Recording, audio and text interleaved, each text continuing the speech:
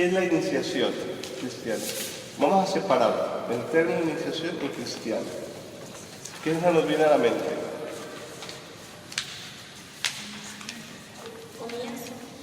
Un comienzo, Principio. un principio. El nombre lo indica. Iniciación. Iniciar, comenzar algo. Y cristiana pues envuelve todo lo que tiene que ver con todo el carácter religioso, ¿no? Todo el carácter cristiano. En este caso, no solamente la Iglesia Católica tiene ritos de iniciación cristiana, de iniciación. En diferentes culturas y en diferentes religiones también hay ritos de iniciación. O sea, la persona que quiere participar de un rito de una determinada religión tiene que hacer un rito de iniciación. Y para nosotros el rito de iniciación cristiana se divide en tres. En este caso son tres sacramentos que son denominados sacramentos de iniciación cristiana, que es el bautismo, la Eucaristía y la confirmación. No es la primera comunión, porque la primera comunión es el acto de comulgar por primera vez, ¿sí? Ese no es el sacramento es la Eucaristía. ¿Listo? Entonces, aquí aparece la primera comunión, porque ya estamos como acostumbrados a ese lenguaje, a estamos dentro de eso, ¿no? Pero como nosotros estamos profundizando, quiero que quede claro eso, que primera comunión es el acto de comulgar por primera vez. El bautismo también es el acto de iniciarse dentro de la iglesia y solamente se recibe una vez, ¿sí? Y la confirmación también se recibe una vez, es muy curioso, ¿no? Esos tres sacramentos se reciben solamente una vez en la vida, no hay más que eso. Y la iglesia lo formuló de esa forma para que justamente tengamos un orden que nos permita ir creciendo, así como Jesucristo fue creciendo también en tamaño y en gracia, también nosotros también podamos seguir creciendo en tamaño y en gracia, ¿sí? Por eso a los niños de bautismo, a los pequeñitos, a los de primera comunión de tal edad, de confirmación de tal edad, ¿no? Entonces hay como una consecución o una similitud con la vida de Jesús en ese aspecto. Dice que en las diferentes tradiciones cristianas la administración de los sacramentos ha variado, mientras entre los católicos y ortodoxos los tres sacramentos se administran juntos. Los ortodoxos de una vez van y bautizan, hacen la Eucaristía y confirman. Eso lo hacían también los católicos anteriormente. Cuando el obispo llegaba a un lugar y había niños o ya de 10 años, por ejemplo, sin bautizar, por cuestiones pastorales, el obispo lo que hacía era prepararlos para el bautismo, la Eucaristía y para la confirmación. Y en ese momento los bautizaba, les daba la primera comunión y también los confirmaba. Pero era más por cuestiones pastorales, porque el lugar era muy alejado, ¿no? Pero los ortodoxos, los católicos ortodoxos que pertenecen a la línea católica, por así decirlo, pero con una postura un poco más conservadora, ¿sí? Están manteniendo esa administración de los tres sacramentos juntos, ¿sí? Se dice que también a los niños pequeños, entre diversas tradiciones protestantes, en donde se reconocen los tres sacramentos, se tiene la tendencia de administrarlos más bien a los adultos, ¿sí? El sacramento del bautismo, pues un poco de historia también, surge pues desde la ascensión del Señor y desde el mandato misionero, ¿no? El Evangelio de Mateo nos dice: vayan por todo el mundo, al que creyere y se convirtiera, bautícelo en el nombre del Padre, del Hijo y del Espíritu Santo. Desde ese momento empezaron los apóstoles a bautizar, ¿sí? El bautismo entonces tiene toda una tradición apostólica, Y es por eso que nosotros, y hoy en la iglesia, se continúa realizando. ¿Sí? Y este bautismo se realizaba en personas adultas, porque eran las personas con las que se encontraban y las que se iban convirtiendo a la fe. Llegó un momento en el que las personas seguían o se adherían al cristianismo, pero no se bautizaban, porque pensaban de que el bautismo los liberaba y los lavaba de todos los pecados. Entonces esperaban a estar muy viejitos, para poder bautizarse, o incluso en el hecho de muerte, que los bautizaran, para que ellos, el bautismo los liberara de todo pecado. Entonces, es allí cuando surge el sacramento de la reconciliación o el sacramento de la confesión, como una segunda tabla de salvación que se le llama. Entonces, ya los que se bautizaban adultos ya no tenían que esperar tanto, sino que ya se empieza y se apertura la posibilidad de que se bautizaran un poco más pequeños, ¿no? Y también accedan al sacramento de la reconciliación para poder ellos lavarse de los pecados que normalmente cometemos, ¿sí? O sea, los primeros cristianos se bautizaban viejos, eso sí, y se bautizaban simplemente porque tenían miedo de que después de bautizados cometan pecado y ya no vayan más al cielo, ¿sí? Entonces ahora la cosa cambió. Ahora ya son los niños que se bautizan y es por eso que surge también responsabilidades, tanto de los padres y de los padrinos, que miraremos más adelante. ¿Listo? En la tradición católica se administra el bautismo a los niños recién nacidos. La primera a los niños cuando tienen unos 7 años y la confirmación, la primera comunión, a los niños que tienen unos 7 años y la confirmación a los jóvenes a partir del momento en que puedan comprometerse personalmente a vivir como cristianos y apóstoles. Yo no sé cómo es aquí, pero en Perú cuando a mí me bautizaron a los 2 meses. Sí, yo no sabía ni qué pasaba, como dice Arjona, no me invitaron. Pero sí, la primera comunión lo hice ya como conscientemente, lo hice a los 9, 10 años. Y después ya empezó mi compromiso con la iglesia y me hice catequista auxiliar y luego catequista titular. Luego ya empecé también a ser catequista de confirmación y mientras estaba preparándome para la confirmación era catequista auxiliar de confirmación y ya me confirmé y pasé a ser catequista. O sea, era como una marca con las monjitas que trabajaban ahí, entonces me permitieron a mí ayudar mientras me preparaba, ¿no? Entonces, pero cada arquidiócesis fija las edades, ¿no? En mi parroquia, pues yo creo que a los 15 ya estaba confirmado y eran 2 años de preparación.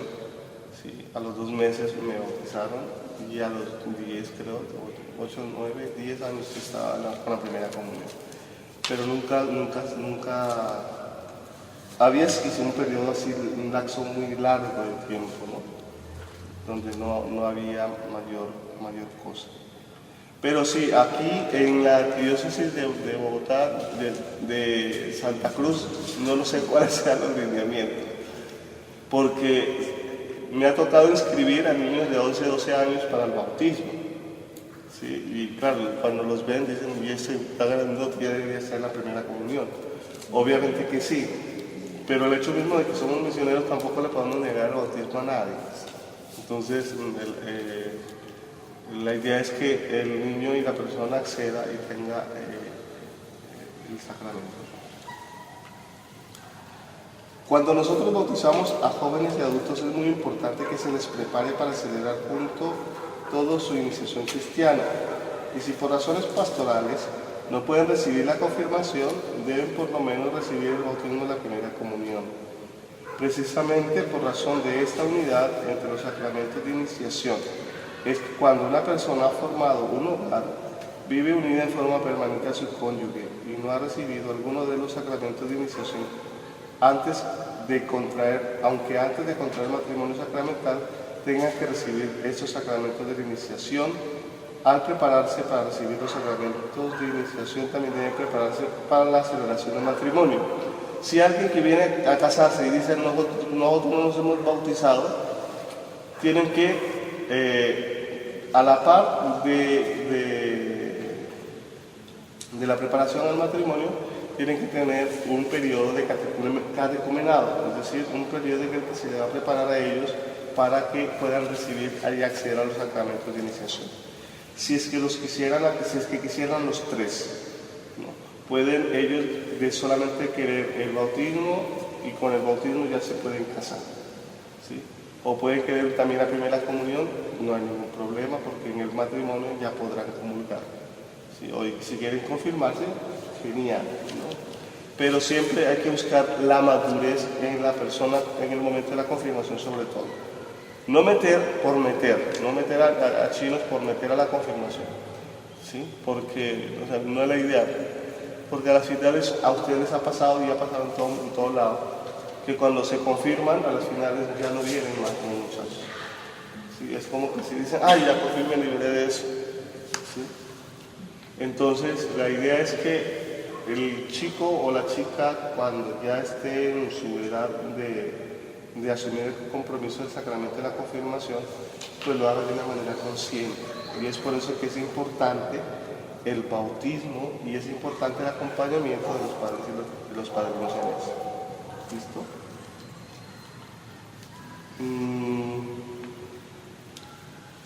Hay dos formas de preparación.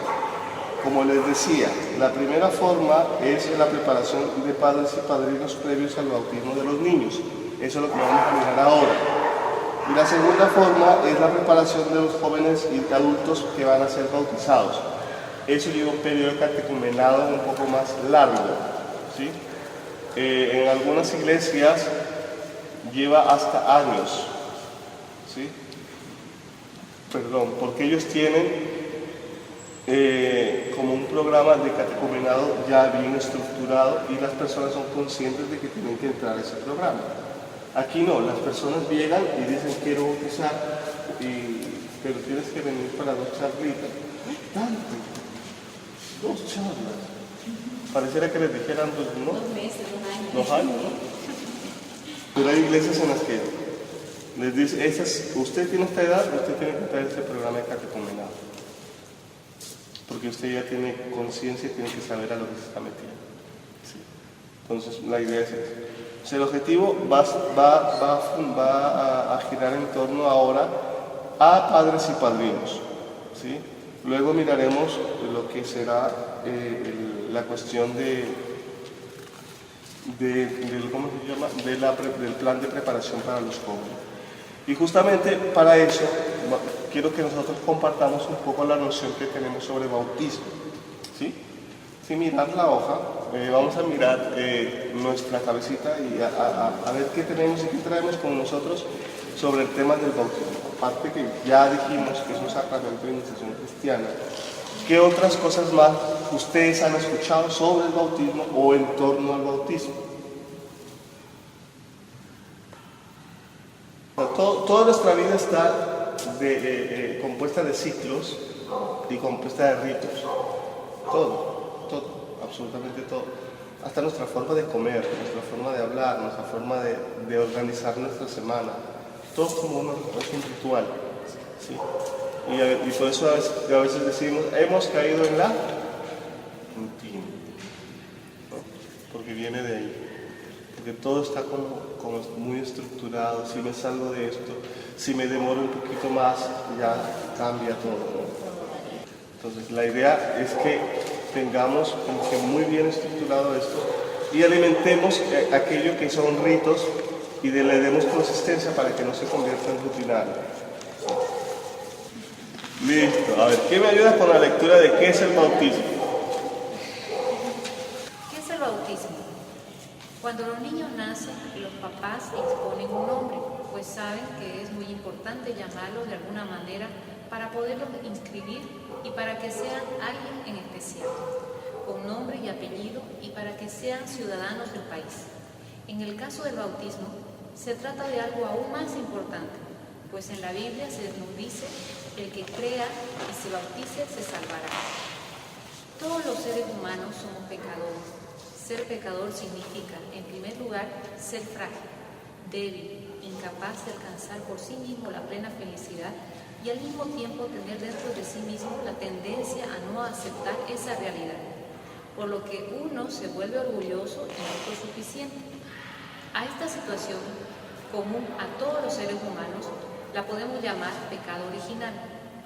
Cuando el ser humano no acepta su situación y en lugar de buscar a Dios y confiar en Él, se revela o se olvida de Él, entonces comienza a cometer pecados personales.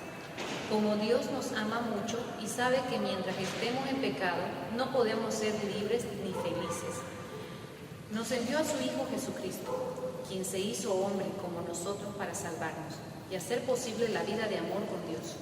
Para ello Cristo murió en la cruz y resucitó. De esa manera venció al pecado e hizo posible que nosotros podamos morir al pecado y nacer de nuevo a la vida de Dios. Esto se hace presente en nuestra vida gracias al bautismo.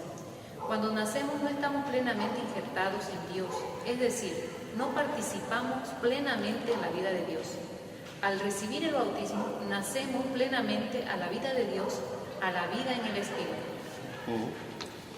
Entonces, aquí hay una aclaración en cuanto al pecado original, tan interesante.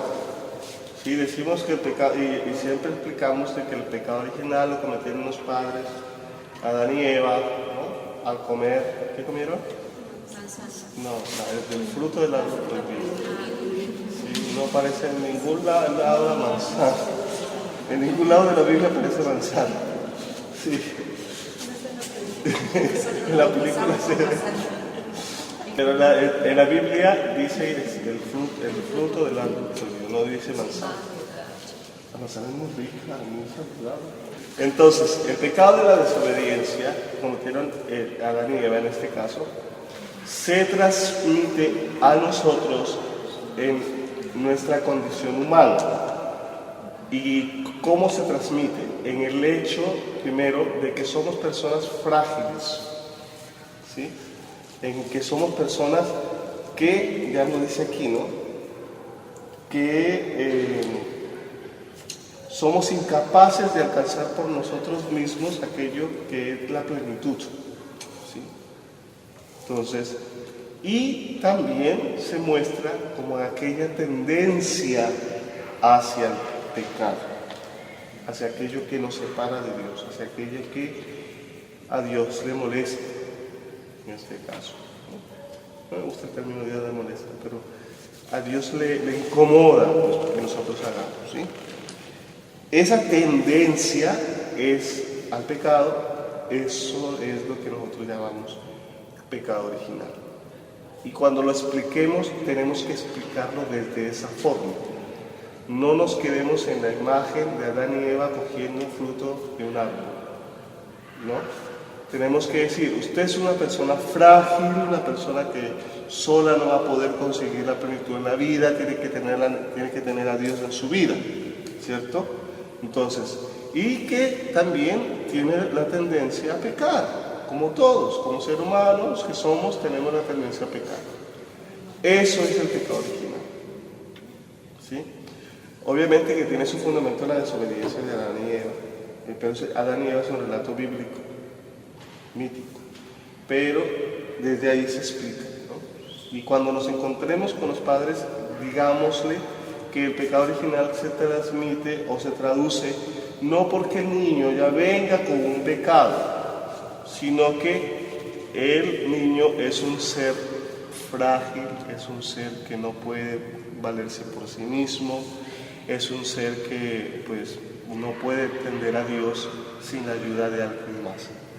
Y que también tiene en sí, en su cuerpo, en su constitución personal, la tendencia a la concupiscencia, es decir, la tendencia a pecar. Todos la tenemos, sí, absolutamente todos.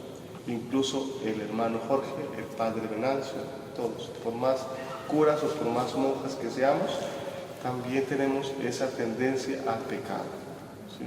Y eso no es nada para escandalizarse, sino para mostrar y demostrar que somos seres humanos, nada más.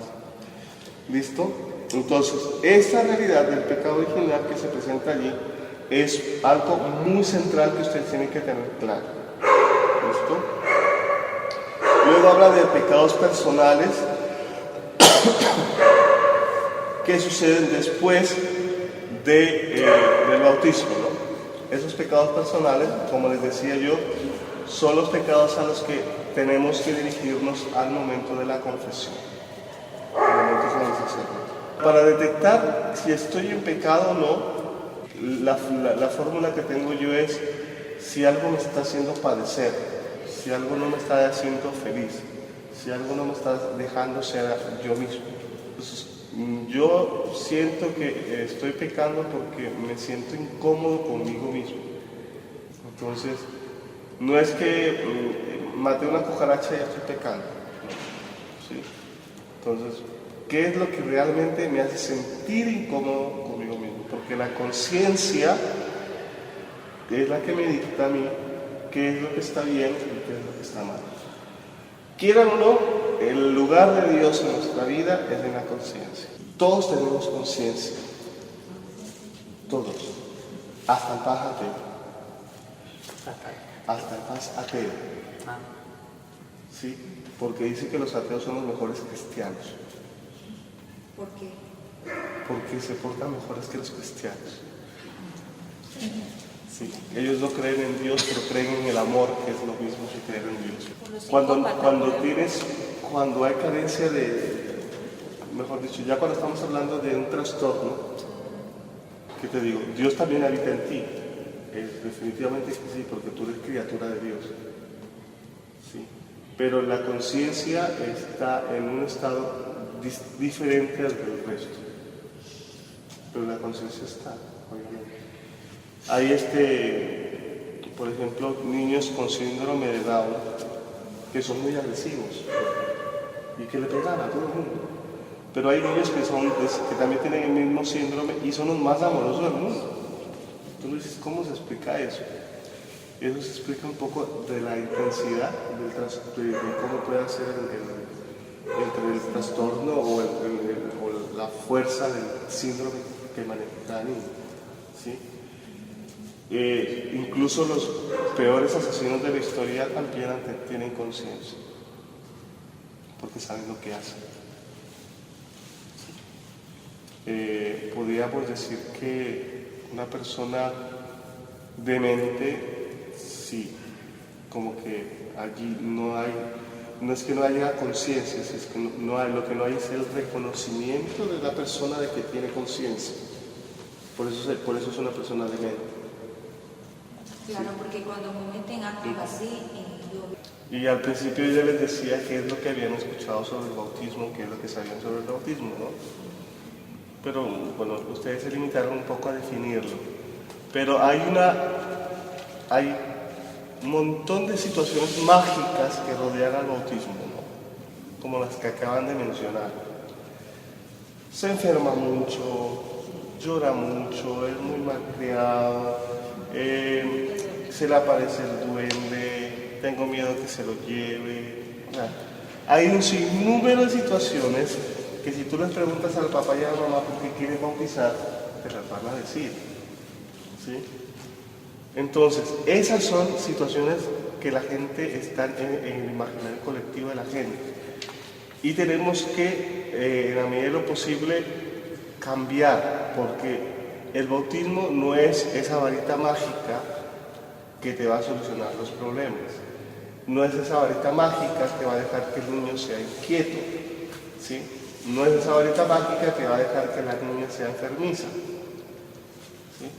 Puede que haya pasado que después del bautismo el niño se haya vuelto más tranquilo. Lo que pasa es que a la persona o al padre, según lo que yo llevo a entender, cuando siente y ve que su hijo está bautizado, aumenta su fe, pues. Aumenta la fe que tiene, y eso es lo que hace que pase todo eso. Eso hay que tener en cuenta, que explicarle a los papás. Primero hay que arrancar siempre con esa pregunta, ¿por qué quieren venir a bautizar a sus hijos? ¿No? ¿Qué sucede? ¿Cuál es la situación profunda? Y eso es seguramente que va a salir esa situación. Entonces lo que hay que dejar en claro es que el bautismo no es esa varita mágica que va a solucionar los problemas. El bautismo no es es un rito que está dentro de la iglesia, pero no es un rito mágico, como el de los brujos, por así decirlo, ¿sí? Sino que es un ritual que tiene una connotación distinta, que como ya lo dijeron ustedes, me hace parte de la iglesia, ¿sí? Me hace hijo de Dios, ¿sí? Que me lava del pecado original, ¿sí? Entonces, esas situaciones del imaginario colectivo que tiene la gente, procuremos cambiarlo, ¿no? Porque para que la gente ya no sufra por eso, porque la gente sufre, o sea, es parte del sufrimiento de muchas personas, el pensar de que el niño no está bautizado y que es así porque no está bautizado. Entonces, hay que cambiar un poco también esa situación. Se dice que con el bautismo nos convertimos en hijos adoptivos de Dios y hermanos de Jesucristo. Antes del bautismo somos criaturas de Dios, ¿sí? Y el último párrafo nos hace una explicación muy bonita. Dice, cuando nacemos no estamos plenamente injertados en Dios. ¿Sí saben lo que es injertar? ¿Sí? Es decir, no participamos plenamente en la vida de Dios. Al recibir el bautismo nacemos plenamente a la vida de Dios, a la vida en el Espíritu. ¿Sí? A partir de ahí es por eso que se nos dice que somos ya hijos de Dios, hijos adoptivos de Dios, y porque ya estamos siendo partícipes de la vida de Dios y de la vida del Espíritu Santo. ¿Qué me ayuda con el punto 2? ¿Qué nos dice las Escrituras acerca del bautismo? El bautismo, como todos los otros sacramentos, fue instituido por Cristo. Ya desde el Antiguo Testamento se había ido preparando y Él le dio la forma y eficacia definitivas. Preparación del bautismo. En el Antiguo Testamento el rito de iniciación era la circuncisión. A través de la circuncisión se entraba a formar parte del pueblo de Dios. Más adelante, entre los esenios y en la secta de Qumran, fue introducido el rito del bautismo, pero con un sentido solamente interior, o sea, idea de unificación. En este sentido lo usó Juan el Bautista, es el bautismo de agua. Jesús fue quien hizo del bautismo sacramento, porque a través de él se nos comunica el Espíritu Santo. En la historia de la Iglesia encontramos el uso del rito del bautismo desde el principio. Inicialmente se confería solo a los adultos y se realizaba por inmersión, entrar y salir del agua como símbolo del morir y resucitar a una nueva vida. Desde el siglo V se empezó a administrarlo también a los niños. Los judíos hasta ahora se siguen circuncidando y ese es su rito de iniciación. ¿Sí? Circuncidarse es cortar el prepucio del pene. En este caso solamente se iniciarían los varones. Sí, solamente los varones. Hay tribus en Kenia y en África, en unos países africanos, en que las mujeres también son circuncidadas. Se les practica la ablación, que quiere decir cortarle el clítoris de su vagina, para que no sientan placer cuando tengan actos sexuales. Porque la mujer es objeto solamente para tener hijos, nada más. Ella no puede sentir placer. Entonces se realiza y lo realizan las mujeres, a las niñas, la ablación. Con una cuchilla le cortan el clítoris. Y ya, la niña crece sin sentir nada, ¿no? Vemos que el bautismo de Juan era el bautismo que practicaban los esenios y los cristianos de Qumran, ¿no?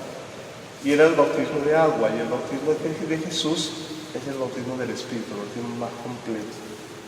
El bautismo de conversión que llamaba Juan Bautista, Jesús ya lo configura de una manera más plena. ¿sí? Dándole ya la presencia del Espíritu Santo en medio del bautismo. Antes era, venga, conviértase, échese, ya estaba bautizado. Ahora, en el bautismo lo que acontece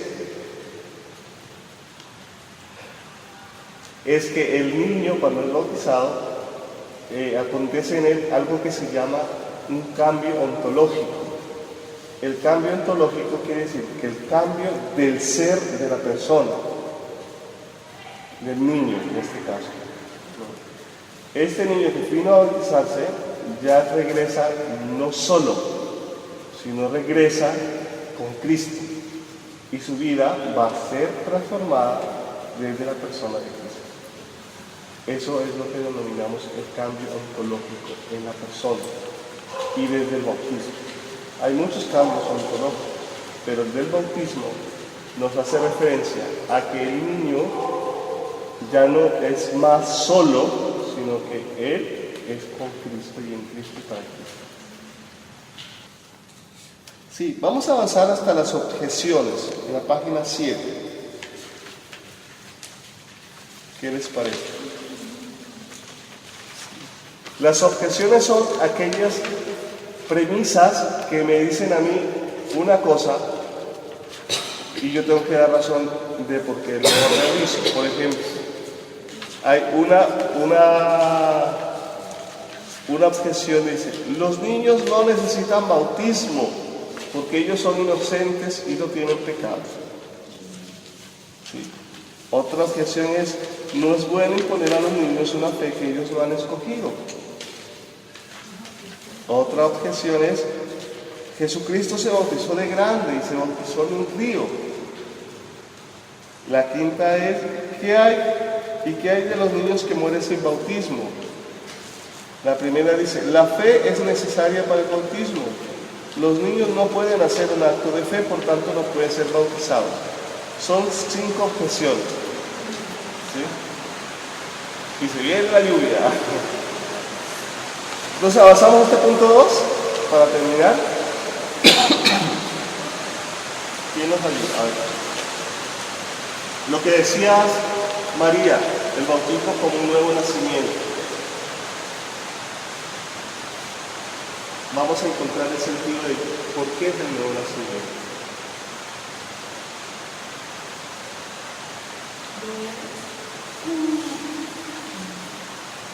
Voy a adivinar. Anunciado por los profetas, derramé sobre ustedes agua purificadora y quedarán purificados. Los purificaré de toda mancha y de todos sus ídolos. Les daré un corazón nuevo y pondré dentro de ustedes un espíritu nuevo. Les quitaré del cuerpo el corazón de piedra y les pondré un corazón de carne. Infundiré mi espíritu en ustedes para que vivan según mi mandamiento y respeten mis órdenes.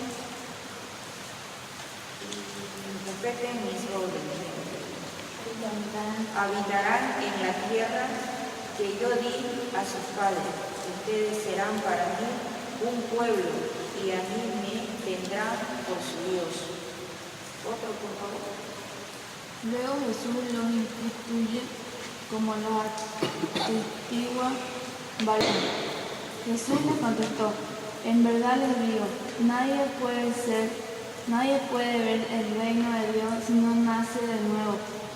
De arriba, Nicodemo le dijo, ¿cómo renacerá el hombre ya viejo? ¿Quién volverá al seno de su madre para nacer de nuevo? Jesús le contestó, en verdad te digo, el que no renace del agua y del Espíritu no puede entrar en el reino de Dios. ¿Sí? Ustedes, samaritanos, adoran lo que no conocen, mientras que nosotros, los judíos, conocemos lo que adoramos, porque la salvación viene de los judíos. Pero llega la hora, y ya estamos en ella, en que los verdaderos adoradores adoran al Padre en espíritu y en verdad. Son ellos Ahora oren a los que buscan al Padre. Dios es espíritu, por tanto los que lo adoran deben adorarlo en espíritu y en verdad.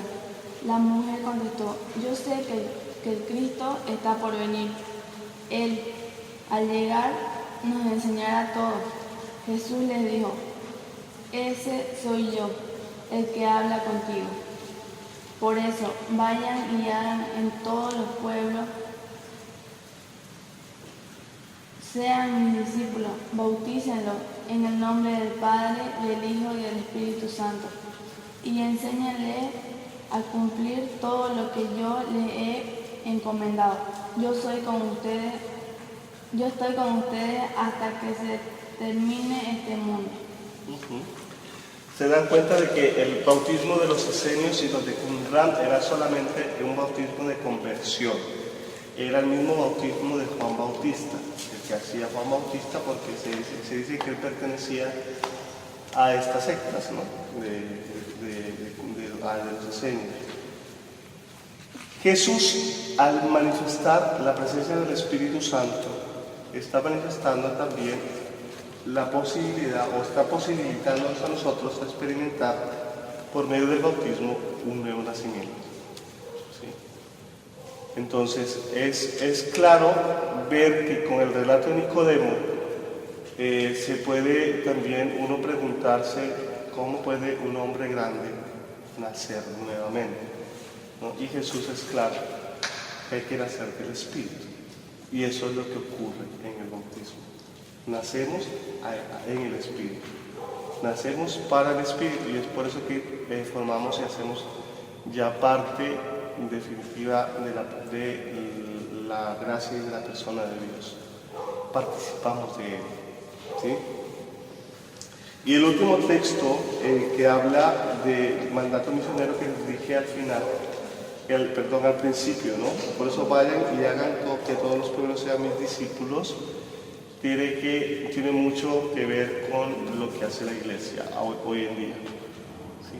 Porque es aquí donde se sustenta la tradición apostólica, ¿sí? La tradición de los apóstoles está sustentada en este texto, y es por eso que se empezó a bautizar a partir de allí hasta ahora, que se continuará haciendo pues hasta el fin del mundo, como dicen, al final de los tiempos, ¿no? Nos iremos nosotros y se seguirá bautizando. Una preguntita. Una vez me comentaron a mí que en la religión católica, bueno, hacían un bautizo, según ellos eran católicos igual, pero el bautizo lo hacían en una pequeña fuente donde lo metían al bebé y lo dejaban ahí hasta que aguantaba, y después otra vez lo levantaban. Y, o sea, quería que me explique eso. Si es que de verdad, y si es que... Sí, es verdad. El bautismo dentro de la Iglesia Católica se hace por inmersión o por aspersión. Juan Bautista hacía el bautismo solamente por inmersión. Por eso Jesús, cuando se va a bautizar en el río Jordán, se sumergió, ¿no? Hay algunas iglesias que cuentan incluso con piscinas, sí, donde a los niños se les bautiza, y no solamente niños, sino también a los adultos.